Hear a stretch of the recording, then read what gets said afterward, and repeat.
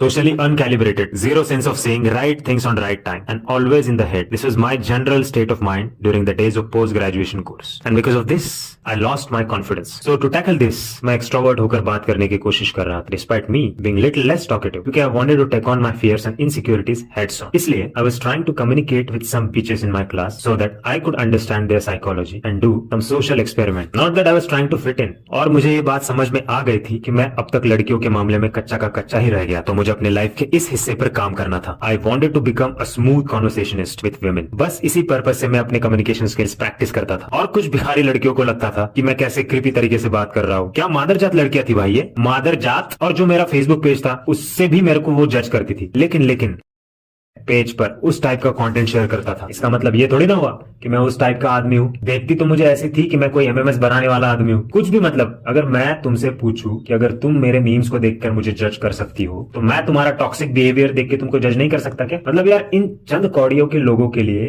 क्यों ही मैंने अपना लेवल डाउन कर लिया था. इन निकम्मे लोगों के साथ मैं अपना कंपेरिजन कर रहा था. और अगर इनकी बात मैं करूं तो ये लोग ऐसे होते हैं कि in the name of sophistication and false sense of status, ये लोग जिंदगी से खत्म हो जाते हैं. ये ना खुद ग्रोथ करते हैं ना दूसरों को ग्रोथ करने देते हैं. दूसरों के रास्ते में रोड़े अटकाने का और अड़ंगे डालने का ये काम करते हैं. Vindictive and spiteful people Indeed. तो ये हाल हो चुका है भाइयों सोसाइटी का. सोसाइटी के अंदर आज लोग इतने नाखुश इसलिए हैं क्योंकि उनको अपने जेंडर रोल्स पता ही नहीं है. इनको लगता है this natural gender roles are imposition. जिंदगी में आपको आधे से ज्यादा लोग ऐसे ही मिलेंगे, पर्पसलेस एंड डायरेक्शनलेस. उनको जिंदगी का असली मकसद क्या होता है वो पता ही नहीं होता है. एक दिन हम इस दुनिया को अलविदा कहेंगे, ये बात इनको समझ ही नहीं आती. इनको ऐसा लगता है कि लाइफ अनलिमिटेड टाइम के लिए हमको गिफ्ट मिली है.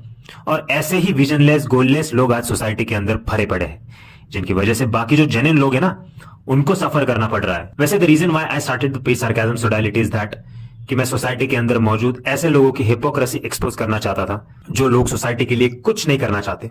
दे don't want to bring anything on the table in terms of value creation. Through this Facebook page ये बात मैं सारी दुनिया के सामने लाना चाहता था कि कैसे कम्युनिज्म, फेमिनिज्म, हेडोनिज्म और बाकी सारी यूजलेस आइडियोलॉजी सोसाइटी को हार्म पहुंचा रही है. कैसे सारी फिलोसॉफीज का दुश्मन एक ही है और वो दुश्मन है मैस्कुलिनिटी. इनको लेना है मर्दों का बदला. So remember guys, you should be avoiding purposeless people at any cost. Rather stay alone. मुझे जो रिजल्ट मिले हैं अब तक वो अलोन रहने की वजह से ही मिले हैं. Not lonely but alone. Never forget that the most successful people love isolation. और हम लड़कियां नहीं है जो अकेलेपन से डरे. हम मर्द हैं जो मुसीबत में भी शेर की तरह चलते हैं, चाहे लॉकडाउन हो या riots. Being a man, you should not panic. During lockdown, I did not panic even for a once because I knew everything is going to be all right and I'm going to make through it. हाँ, मैं थोड़ा सा निराश जरूर था कि क्या बकवास दिन थे मेरे कॉलेज के. तो उस पास को याद करके I used to get depress कि क्या ही मेरा टाइम पास हुआ. ये वक्त मेरा प्रोडक्टिविटी यूज होने में लगना चाहिए था, लेकिन ये यूज हुआ छोटी छोटी चीजों के बारे में सोचने पर. इसलिए मैं सोचता हूँ कि अच्छा हुआ कि मैं इनका दोस्त बनकर रहा नहीं, और ना ही मैं इनके व्हाट्सएप ग्रुप में रहा. क्योंकि मैं अगर रह जाता इनके व्हाट्सएप ग्रुप में तो उस व्हाट्सएप ग्रुप में तो मेरा बचा कुचा सेल्फ रिस्पेक्ट भी मिट्टी में मिल जाता. मुझे बीच में थोड़ा लग रहा था कि मैं कुछ मिस कर रहा हूँ एंड थोड़ी इच्छा भी जागरूक होती थी कि मैं फिर से ज्वाइन कर जाऊं, पर मुझे पता चल गया था कि I am better without them. अब जब मैंने इनका ग्रुप छोड़ा तब भी इनकी मेरे बारे में गॉसिपिंग चलती थी. Nobody likes him, that's why he left the group. और ये गॉसिपिंग के बारे में मुझे जब पता चला तो मुझे इतनी हंसी आई और ताज्जुब भी हुआ कि ना मुझे इनसे कुछ भी फायदा मिलता था, ना ही कुछ कंस्ट्रक्टिव डिस्कशंस मिलते थे, ना इनसे कुछ हासिल होता था एंड ना ही कोई वैल्यू एडिशन की बातें. और तुम मेरे से एक्सपेक्ट कर रहे हो कि मुझे कोई फर्क पड़ेगा. अगर मुझे कोई इग्नोर भी करेगा ना तो लन फर्क पड़ेगा मुझे. मुझे घंटा फर्क नहीं पड़ता कि मेरे बारे में कौन क्या सोच रहा है. सिर्फ थोड़ी देर के लिए इस बात का फर्क पड़ा था, वो मसाले वाले मेरे बारे में क्या सोचेगी, क्योंकि क्रश थी ना भाई मेरी. वो प्यार करता था मैं उससे, भले ही अनरिक्विटेड, वन साइडेड. मतलब कितना ना समझ था यार मैं, बट नॉट एनी मोर.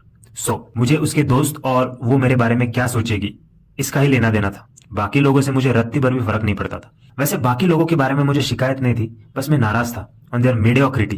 पर मैंने कभी किसी को कुछ बोला नहीं कि तुम नॉर्मी हो. मुझे तो गुस्सा सिर्फ कुछ फेमिनिस्ट का और सॉय बॉयज का आता था. उनको देखकर मेरा दिमाग खराब हो जाता था. लिटरली मन करता था भाग जाओ बहुत दूर इनसे. और मुझे पता था कि मेरा सेंस ऑफ ह्यूमर, विटिनेस अच्छा था. मैं लोगों को हंसा सकता था, लेकिन पता नहीं मैं क्यों ही उन लोगों के सामने जोक्स मारकर अपने आप को टेस्ट करता था और वो लोग मेरे जोक्स के ऊपर हंसते भी नहीं थे. तब मुझे पता चला कि ये ऑडियंस थोड़ा अलग ही है. इनसे दूर रहने में ही अपनी भलाई होगी. For mental peace, for general encouragement. It was not that I was humiliated and insulted in this college, but my masculine behavior was suppressed. I was not allowed to express myself freely here. The tools used by this toxic janta was passive aggression and ignoring. मतलब perfect manipulation tactics थी उनके पास, gaslighting and hypothetical making up. For example, कुछ लड़कियां मेरे बारे में ये बोलती थी कि nobody likes to talk to him, that's why he stays alone in the college, he has no friends. मतलब ये ऐसी बनी बनाई अफवाहें मेरे बारे में फैलाने का काम करती थी कि पूछो मत। और ये nobody talks to him वाली कहानियां किसने इन्वेंट की थी, इसके पीछे कौन था, मुझे पता था। मतलब कौन सी वो गैंग थी, फेमिनिस्ट गैंग। लेकिन कितना पागलपन हो जाता अगर मैं अपने आप को ऐसे पिटी चीजों में इन्वॉल्व कर लेता।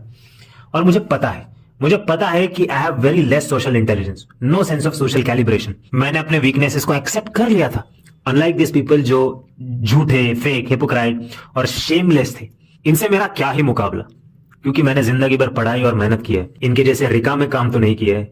गुलछर्रे उड़ाना और मौज मस्ती करना इनसे कोई सीखे। So guys, remember to always stay isolated, never mingle in the low vibration people. भले ये लोग तुमको सोशली आउटकास्ट लेबल करे, चलेगा। Your mental health is more important than socialising. I was smart enough to get myself away from these people, वरना अगर मैं attach हो जाता तो फिर से मैं एक perennial and vicious validation circle में फंस जाता।